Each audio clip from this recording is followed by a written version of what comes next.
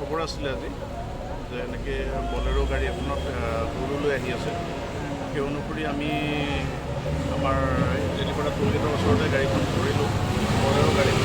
এইটো AS16H319 white colour Bolero.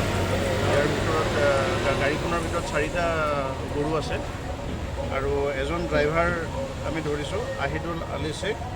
তেওঁ ঘৰ থালিতাবাৰী।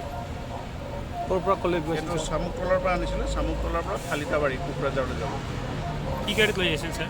এইটো বলেৰো গাড়ী। এজন মানুহ ধৰা হৈছে আহিদুল আলী শ্বেখ। এতিয়া তেওঁক আমি এটা কেছ লৈ পেলাই যিটো লফুল একশ্যন হ'ব লাগে আমি সেইটো কৰিম।